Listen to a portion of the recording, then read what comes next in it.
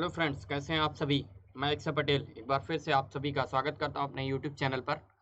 जैसा कि हम लोग मैथ्स के क्वेश्चंस की सीरीज कर रहे थे, तो आज उसी सीरीज में परसेंटेज के क्वेश्चन आपके सामने लेकर फिर से आ गया हूं। बहुत ही इंपॉर्टेंट क्वेश्चन है और ये सारे क्वेश्चंस मैंने बताया था आपके प्रीवियस ईयर एग्जाम में पूछे गए सारे क्वेश्चन हैं, तो उन्हीं को हम लोग डिस्कस कर रहे हैं टॉपिक वाइज। कुछ क्वेश्चन परसेंटेज के होंगे, प्रतिशतता के। उसके बाद हम लोग प्रॉफिट लॉस पे चैप्टर वाइज हम लोग चलते रहेंगे। ठीक है, डेली आपको एक वीडियो मिलती रहेगी। मैंने आपसे वादा किया था, कल नहीं मिल पाई, उसके लिए थोड़ा सा माफ़ी चाहूँगा, लेकिन अब रेगुलर आपको वीडियो मिलती रहेगी। जैसा कि आप लोग मेरे बारे में जानते हैं, मुझे आप अनअकैडमी पे भी फॉलो कर सकते हैं। वहाँ पर जाके मेरा नाम आपको सर्च करना है, अक्षय पटेल, और वहाँ पर भी आपको बहुत सारी फ्री क्लासेस मिल जाएंगी। वहाँ पर तो पेड क्लासेस होंगी मेरी, लेकिन वहाँ पर फ्री क्लासेस भी बहुत सारी होंगी। अक्षय पटेल नाम सर्च करिए और वहाँ पर जाके भी मुझे आप फॉलो कर सकते हैं। फॉलो करने से जब भी मेरी फ्री क्लास होगी वहाँ पर, तो आपको नोटिफिकेशन मिलता रहेगा। जैसा कि आप लोग टॉपिक देख रहे होंगे परसेंटेज, आज हम फिर से डिस्कस करने वाले हैं। जिसको भी परसेंटेज में दिक्कत कोई हो तो मेरी पुरानी वीडियो जाकर जरूर देखें, परसेंटेज टू फ्रैक्शन, वहाँ पर कैसे हमने कन्वर्ट किया है सारी चीज़ें देख सकते हैं वहाँ पर जाके। और अगर किसी को अनअकैडमी प्लस पे सब्सक्रिप्शन लेना है तो वो मेरा ये रेफरल कोड है, इसको यूज करेगा तो 10% का डिस्काउंट मिलेगा। ठीक है, आप वो चाहे किसी भी सेक्टर में सब्सक्रिप्शन लेना चाहते हो, एसएससी हो या बैंक हो या फिर रेलवे हो, डिफेंस में सीडीएस, एनडीए, नेवी, एयरफोर्स, किसी भी सेक्टर में अगर आप लेना चाहते हैं, यहाँ तक टेट, सुपर टेट, इस चीज़ के लिए भी लेना चाहते हैं, तो आप वहाँ पर सब्सक्रिप्शन ले सकते हैं। मेरा ये रेफरल कोड है, इसको आप अप्लाई करेंगे तो आपको 10% का डिस्काउंट मिलेगा। अगर किसी को भी अनअकैडमी पे सब्सक्रिप्शन लेना है तो मेरा ये कॉन्टैक्ट नंबर है, इस पर मुझे व्हाट्सअप कर लीजिएगा, तो मैं आपको सारी डिटेल शेयर कर दूंगा कैसे क्या आपको लेना। बाकी यहाँ मेरे यूट्यूब चैनल पर आपको रेगुलर एक फ्री क्लास मिलती रहेगी। ठीक है, तो स्टार्ट करते हैं हम लोग अपने फर्स्ट क्वेश्चन से। ठीक है, और आपकी स्क्रीन पर ये रहा फर्स्ट क्वेश्चन। फर्स्ट क्वेश्चन है, in an examination A obtained 10% more than marks B, B obtained 20% more marks than C, and C obtained 32% less than mark than D. If A obtained 270 more marks than C, then the marks obtained by B each. एक कोई exam है, उसमें A ने B से 10% अधिक, B ने C से 20% अधिक अंक प्राप्त किए, लेकिन C ने D से 32%, 32% कम अंक प्राप्त किए। यदि A को C से 272 अंक अधिक प्राप्त हुए तो B को कुल कितने अंक प्राप्त हुए, ये आपको बताना है। बहुत ही इजी क्वेश्चन है, आप अगर इसको ट्राई करेंगे तो बन सकता है। ठीक है, कुछ भी नहीं था। अगर आपको परसेंटेज टू फ्रैक्शन मैंने बताया था, अगर आपको ये मालूम होगा कि 10% की फ्रैक्शन क्या होती है, 20% की क्या होगी, तो आप इजीली कर सकते हैं, कुछ भी नहीं है। सबसे पहले तो आप बात को समझिए, क्वेश्चन में जो भी अनइम्पॉर्टेंट चीज, अनावश्यक चीज दी हुई, उसको नेग्लेक्ट करने की कोशिश करें।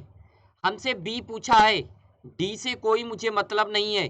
हमसे ए बी सी का रेशियो हो तो मैं बी निकाल लूंगा।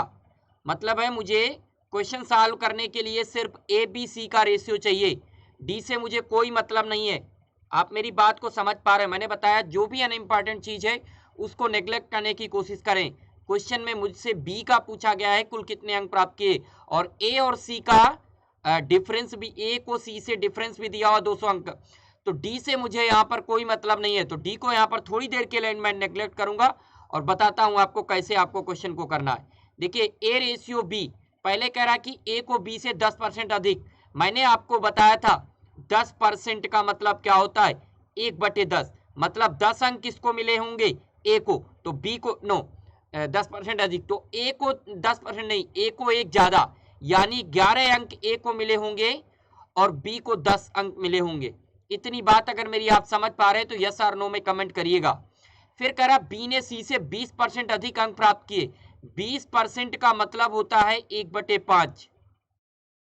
यहां लिख लीजिए आप बी और सी।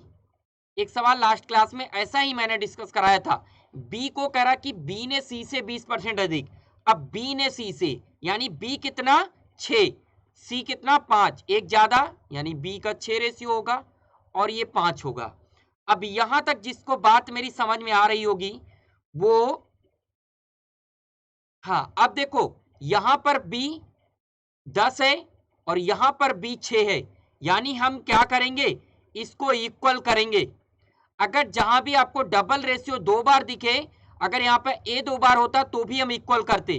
तो हम इक्वल करने के लिए क्या करेंगे, इक्वल करने के लिए यहां हम 3 से मल्टीप्लाई कर दें और यहां भी हम 3 से मल्टीप्लाई कर दें तो शायद बन जाएगा। क्यों, 6 × 3 और ये 30, कुछ गड़बड़ हो रहा। 5 और 3 से मल्टीप्लाई करेंगे तो नहीं, यहां पर हम 5 से मल्टीप्लाई करेंगे तब बनेगा ना। 30 बनाना है मुझे 30 बनाना है, तो यहां पर हम 5 से मल्टीप्लाई करेंगे। ठीक है, यहां पर आप 5 से मल्टीप्लाई कर दो तो देखो क्या आएगा। अब देखो मुझे चाहिए क्या, ए बी सी का रेशियो चाहिए।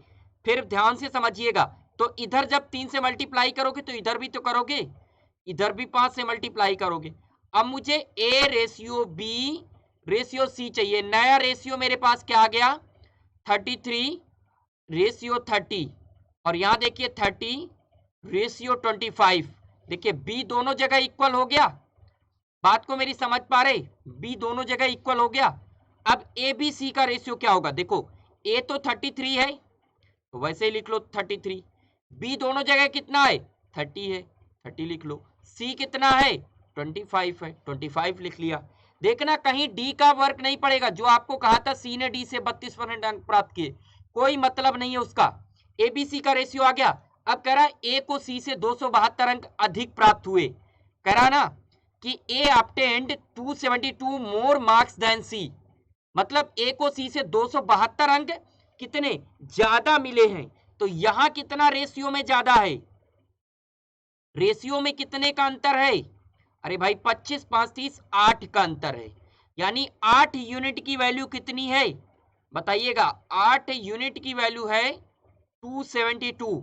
तो 1 यूनिट की वैल्यू कितनी होगी, 1 यूनिट की वैल्यू होगी 272 डिवाइड बाई 8। लेकिन मुझे निकालना क्या है, बी का निकालना है, तो बी का निकालना है तो इंटू क्या करोगे, बी का निकालना है तो यहां पर क्या करोगे, इंटू 30 कर दो, इंटू 30 करोगे तो कुछ होगा, 8 से डिवाइड हो रहा, 8 त्रिको 24 3, हाँ 8 से डिवाइड हो रहा, 8 त्रिको 24 और 8 चौको 32, 34 इंटू 3, 3 इंटू 34 102 होता है, एक जीरो और चिपका दो, 1020 आपका आंसर आ जाएगा। यानी बी को 1020 मार्क्स मिले हैं। समझ पाए आप मेरी बात को, नहीं समझ पाए तो आप एक बार मैं फिर से रिपीट करता हूं।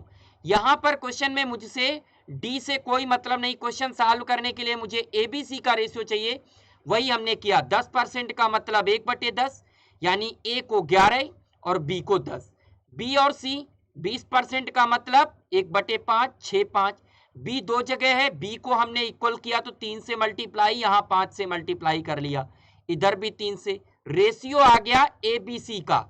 अब कह रहा था ए को सी से 272 अंक ज्यादा मिले, कितने का डिफरेंस, 8 का डिफरेंस, यही 8 बता रही कितने को 272 को। एक यूनिट की वैल्यू कितनी 34, मुझसे पूछा क्या है 30 यूनिट की वैल्यू, यानी 30 इंटू 34 क्या होगा 1020 मार्क्स। आई होप आपको क्वेश्चन बहुत अच्छे से क्लियर होगा। अगर नहीं क्लियर हुआ तो एक बार आप खुद से बनाने की कोशिश करें, फिर मेरे वीडियो को देखें, जरूर आपको समझ में आएगा। अगर नहीं समझ में आता तो मुझे कमेंट सेक्शन में जरूर बताएं। चलते हैं अगले क्वेश्चन की तरफ, और ये रहा अगला क्वेश्चन। कह रहा Rashmi spend 72% of her income if her income increases by 20% and saving increase by 15%, then her expenditure increase by correct 1 to 1 decimal place, एक डेसिमल अंक तक आपको आंसर बताना है। बहुत ही सिंपल क्वेश्चन है, ऐसे क्वेश्चन मैं आपको करा चुका हूं लास्ट क्लास में, ऐसे ही क्वेश्चन मैंने आपको कराए थे।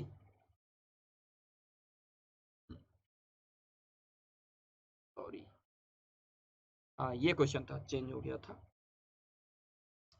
चलो इसको बनाओ, कुछ भी नहीं था। देखो आपको मैंने बताया था इनकम इक्वल टू क्या होता है, जो आपकी आय होगी वो एक्सपेंडिचर प्लस सेविंग, बताया था। आय क्या होगी, खर्च और सेविंग बचत। तो भाई आपकी आय होगी, जितनी आय होगी उसी में से आप खर्च करोगे, उसी में से आप सेविंग करोगे। तो इनकम इक्वल टू क्या हुआ, एक्सपेंडिचर प्लस का सेविंग। तो अगर मैं मान लूं आपकी इनकम 100 रुपया है, 100 रुपए है मान के चलिएगा, 100 रुपए है, कह रहा आय में 72% खर्च कर देती है। रश्मि जो है अपनी आय का 72% खर्च कर रही, यानी खर्च कितना कर रही है, एक्सपेंडिचर है 72 रुपए खर्च कर रही। तो सेविंग कितने रुपए की हुई, आप कहोगे 28 रुपए की सेविंग हुई। कितने रुपए की सेविंग, 28 रुपए की सेविंग हुई। लेकिन अब आगे क्वेश्चन कह रहा है कि आय में 20% की वृद्धि होती है, यानी 20% की वृद्धि कर दो। 20% का मतलब 1/5, 1/5, 100 इंटू 1/5 करोगे 20, मतलब 120। 100 है तो आप सीधा सीधा लिख लो 120। अब मेरी बात को समझिएगा। अब कह रहा कि उसकी बचत में 15% की वृद्धि हो जाती है। भाई 28 बचत थी, इसमें 15% की आप वृद्धि करो। 15% का मतलब होता है 3/20। लेकिन आप पॉइंट में जाओगे, जब 28%, जो 28 का 15% होगा, 28 का 10% होगा 2.8, और 5% और आप निकालोगे तो कितना आ जाएगा, 4.8 आ जाएगा। ये नहीं सॉरी, 28 का 10%, 2.8 और 5%, 4 और 42, 4.2 आएगा, सॉरी 4.2 आएगा। ये आपका 4.2 आएगा। अब देखना, अब बात यहीं से बनी, उसकी बचत में 15%, तो खर्च में पूछ रहा कितने परसेंट की वृद्धि होगी। देखो आय अब हो गई 120, पहले खर्च कर रहा था 28 रुपए, अब बढ़ गई, कितनी बढ़ गई, 4.2, यानी अब कितना खर्च कर रहा है, तो आप कहोगे 32.2 रुपया आप खर्च कर रहा है। पहले कितना खर्च कर रहा था, 28 रुपया, अब कितना खर्च कर रहा है, 32.2 रुपया। यानी बात को समझिएगा, देखो 20 इधर आए बढ़ी, तो इधर कितना बढ़ा था, अब इसको आप थोड़ी देर के लिए भूल जाओ। 20 रुपए आए बढ़ी तो खर्च कितना बढ़ा, 4.2, सेविंग कितनी बढ़ी, 4.2, 4.2 बढ़ी, तो यानी एक्सपेंडिचर मेरा कितना रहा होगा, 20 माइनस 4.2 यानी 15.8 रहा होगा कि नहीं रहा होगा, बताओ। जब 20 रुपए आप वैसे भी निकाल सकते हो, इसको माइनस करके 120 में से 32 पॉइंट माइनस करोगे तो 87.8 कुछ आएगा, ठीक है। लेकिन आप ऐसे भी गेस कर सकते हो, ठीक है, ऐसे भी कि अब इसको जोड़ दो, आप कितना वृद्धि होगी, 72 और प्लस का 72 प्लस का 15.8, तो ये आपका आ जाएगा 87.8। यही मैं आपको बताने की कोशिश कर रहा था कि जब आप 120 में से 32.2 घटाते तो 87.8 रुपया आ जाता, ठीक। ऐसे भी आप कर सकते हो, ठीक है, ये इजिली वे है। अब देखो 15.8 की वृद्धि हुई, यानी 15.8 की वृद्धि हुई कहां से, भाई पहले कितनी बचत एक्सपेंडिचर था, 72 था, अब इंटू 100 कर दो, परसेंटेज निकालना है, यहां से एक जीरो हटा लो तो ये 0 से 0 हो जाएगा, और कुछ डिविजिबल होगा, अगर देखो 158 इंटू 10 इंटू 72, तो कुछ क्या 5 से डिविजिबल होगा, 5 के बाद चलो 2 से पहले डिविजिबल करते हैं, 2 पंची 10 और 2 3 6, 2 छक्के 12, 6 से डिविजिबल होगा क्या, नहीं होगा, 6 से भी डिविजिबल नहीं होगा, 2 से डिवाइड होगा, हाँ होगा, 2 सत्ते 14 और 2 नई 18, ये कितना आ गया, 18 दूना 36, 79 इंटू 5, कुछ गलत हुआ क्या, अभी भी 2 से शायद 3 से डिवाइड हो जाएगा, 3 दूना 6 और एक बच्चा, नहीं अब 3 से नहीं डिवाइड होगा, 70, कुछ गलत हो रहा क्या, 2 से डिवाइड करेंगे तो 2 सत्ते 14 और 2 नई 18, अब नहीं डिविजिबल होगा, ये 36 ही रहेगा, तो 5 9 45 के 5 हासिल लगा 4, 5 सत्ते 35, 4 39, 395 बटे 18, ये हो गया 72, 158, यानी 158 को हम डिवाइड करेंगे तो ये आ जाएगा 36, एक जीरो से एक जीरो, 2 पंची 10, 3 6, 2 छक्के 12, अब ऊपर हमने 2 सत्ते, तो देखो इसको आप डिवाइड करोगे तो 18 दूना 36 और बचा कितना, 3 बचा। अब 2 बार जाएगा नहीं, एक 0 लगाओगे तो 20 दशमलव कुछ आएगा, 20 पॉइंट, एक ही ऑप्शन में है, 20.5% आएगा भाई। आंसर जो आएगा 20.5% आएगा। ठीक है, आंसर 20.5% आएगा, क्योंकि 20 के बाद पॉइंट में आएगा, एक ही ऑप्शन है, 21 हो नहीं सकता है, और 24 तो बहुत ज्यादा है, 20% एग्जैक्ट डिविजिबल हो नहीं रहा है, तो इतना करने की जरूरत नहीं, आप आंसर मार्क के आगे मार्क करके निकल सकते हैं। ठीक है, चलो अगले क्वेश्चन पे चलते हैं। अगला क्वेश्चन बहुत ही बेहतरीन क्वेश्चन, ये आपके शायद कैट एग्जाम में पूछा गया है। Ram gets ₹57 per hour of regular work and ₹114 per hour of overtime work. He worked altogether 172 hours of his income, and his income for overtime hours 15% of his income for regular hours. Then for how many hours did he work overtime? Question को पढ़िए और बनाने की कोशिश करिए, बहुत ही बेहतरीन question है।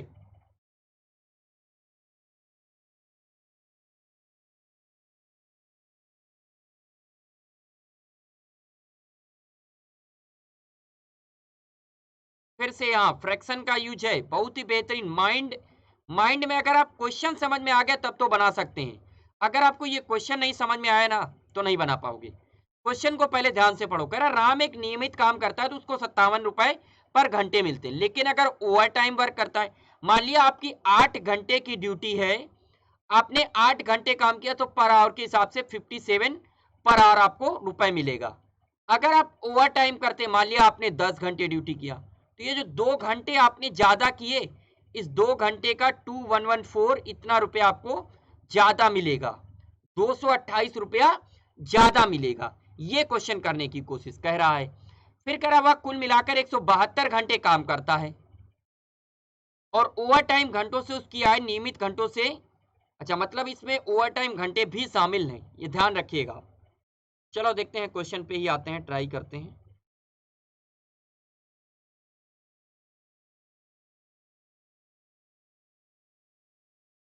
चलिए अब देखो 15%, सबसे पहले तो आ जाओ इधर एक तरफ डाल लो रेगुलर, भाई रेगुलर काम करेगा वो अलग होगा, एक तरफ आप लिख लो ओवर टाइम। अब देखो कह रहा कि ओवर टाइम घंटों से उसकी आय नियमित घंटों की आय से 15%, आय का 15% है। 15% का मतलब कितना, 15% का मतलब 3/20, यानी रेगुलर जो उसकी आय है वो 20 रुपए है और ओवर टाइम कितनी है, 3। यही कहने की कोशिश कर रहा है क्वेश्चन, ये 20:3 हो गया। अब देखो अब क्या कह रहा है, नियमित रेगुलर जो है उसको 57 रुपए मिलते हैं, भाई 57 लिख लो, 57 लिख लिए। ओवर टाइम कितना मिलता है, 114, ओवर टाइम 114, लेकिन पर आर इनकम कितनी है, इधर आप लिख देता हूं मैं, पर और इनकम, तो उसकी पर आवर इनकम कितनी है। अब मुझे पर आवर निकालने के लिए क्या करना होगा, पहले तो देख लो, अगर इसको हम सिंप्लीफाई करें तो कितना आ जाएगा, ये दूना लिखा हुआ है क्या इसका, हाँ 57 का दूना लिखा हो, तो इसको आप डिवाइड करोगे तो 1 और ये 2 आ जाएगा। अब मुझे अगर पर आवर इनकम निकालनी है तो हम क्या करेंगे, देखो सीधा सीधा आप क्रॉस मल्टीप्लाई मत कर देना, क्रॉस मल्टीप्लाई मत कर देना। पर आवर इनकम निकालने के लिए मुझे इसको ऐसे लिखना होगा, 20 ये हो जाएगा और ये 3/2 हो जाएगा, 20:3/2। भाई पर आवर इनकम निकालने के लिए इसको क्रॉस मल्टीप्लाई मत कर देना भूल से, गलती से, क्योंकि जब पर आवर इनकम निकालोगे तो रेगुलर और ओवर टाइम अलग अलग होगी, तो इसको क्रॉस मल्टीप्लाई आप अब करोगे तो कितना आ जाएगा, 40:3।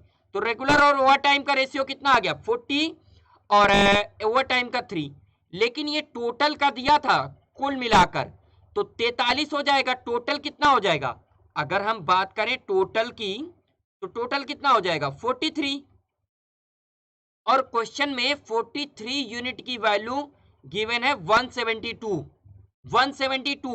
भाई टोटल 43 आवर्स हो गए, पर आवर इनकम पूछ रहा, टोटल 43 आवर हो गए, और क्वेश्चन में कितना कह रहा 172, यानी एक यूनिट की वैल्यू कितनी हो जाएगी, एक यूनिट की वैल्यू हो जाएगी 43 का कितने गुना, ये 4 गुना लिखा है, तो कितने गुना कितने हो जाएगी 1 यूनिट की 4 आवर्स।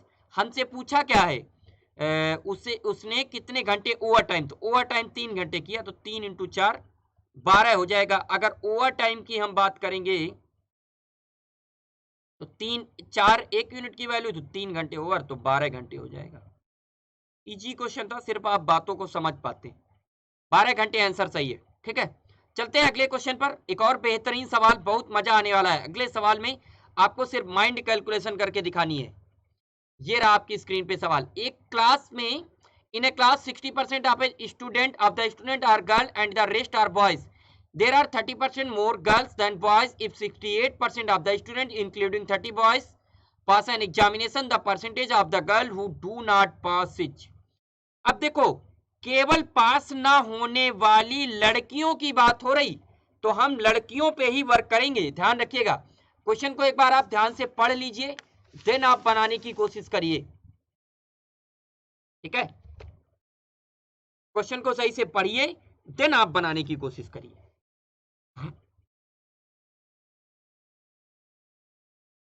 आई होप आपने वीडियो को पॉज किया होगा और क्वेश्चन को पढ़ा होगा और बनाने की कोशिश की होगी, और क्वेश्चन का आंसर कमेंट सेक्शन में कमेंट करिए।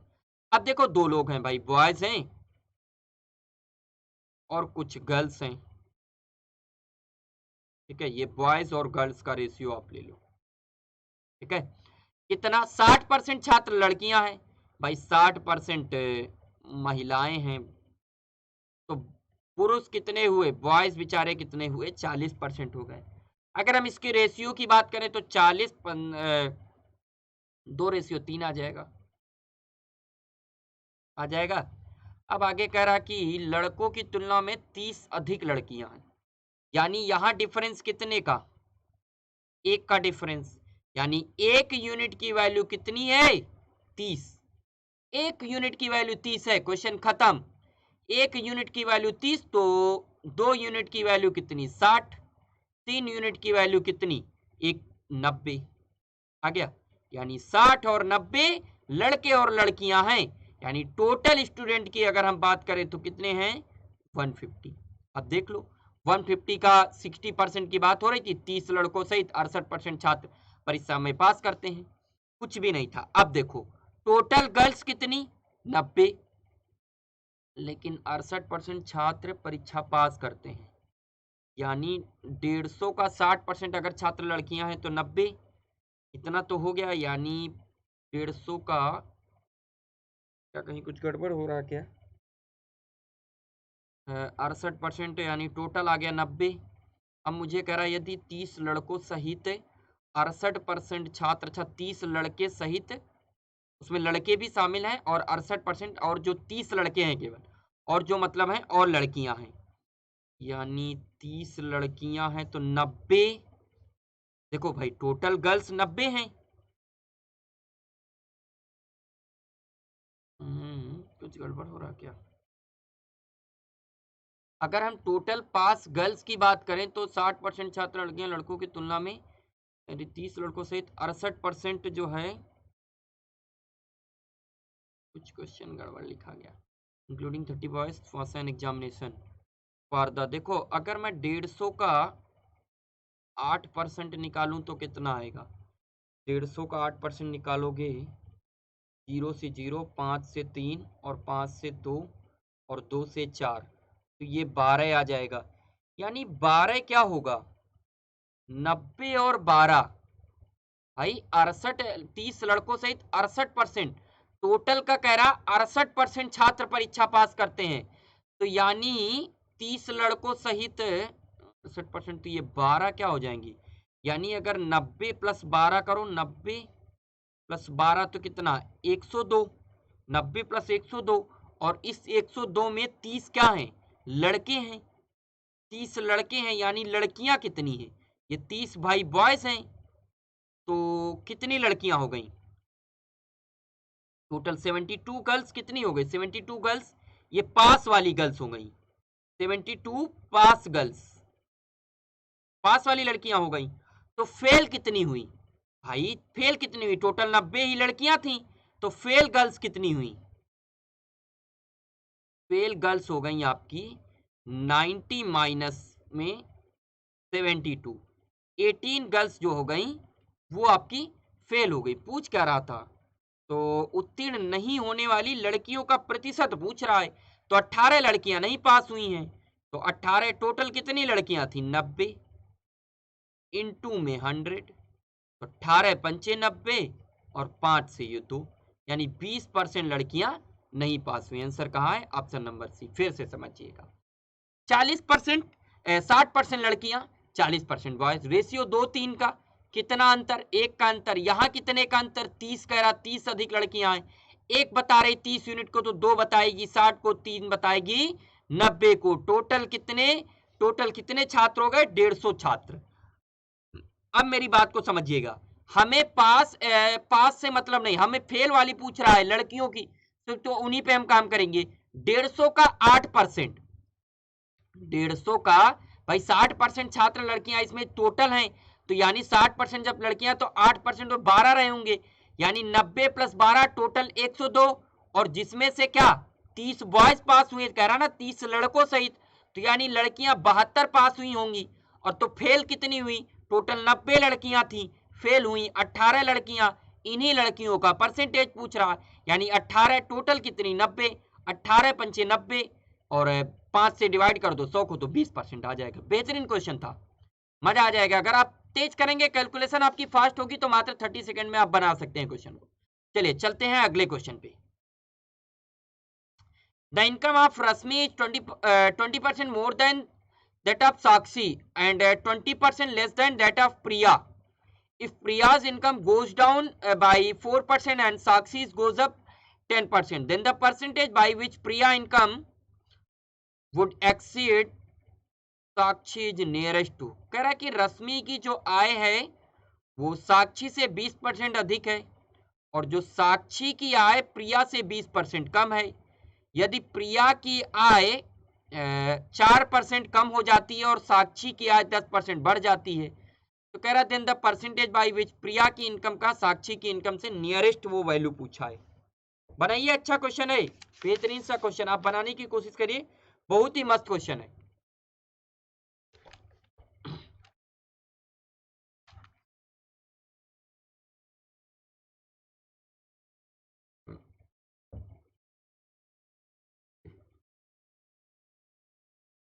हाँ चलिए, ये क्वेश्चन है, बनाइए। देखिए सबसे पहले तो हम लिख लेते हैं कौन कौन लोग हैं। भाई सबसे पहले तो रश्मि है, ठीक है, रश्मि और रेशियो साक्षी, और फिर कौन कौन है इसका पहले लिख लेते हैं। रेशियो 20% अधिक है, 20% का मतलब अभी बताया था 1/5, यानी रश्मि की 6 है और उसकी कितनी? साक्षी की 5 है, तो 6/5। अब ये आ जाओ साक्षी और प्रिया, तो ये कितनी है? ये भी 20% लेस है, यानी 1/20, यानी साक्षी की 4 और प्रिया की 5। अब साक्षी यहाँ 2 बार हो गई, इक्वल करना पड़ेगा। इक्वल करने के लिए क्या करोगे? यहाँ 2 से मल्टीप्लाई कर दो, तो ये 10 हो जाएगा। और नहीं, इक्वल करने के साक्षी की भाई इक्वल करनी है, तो 5 दूना 10, ये साक्षी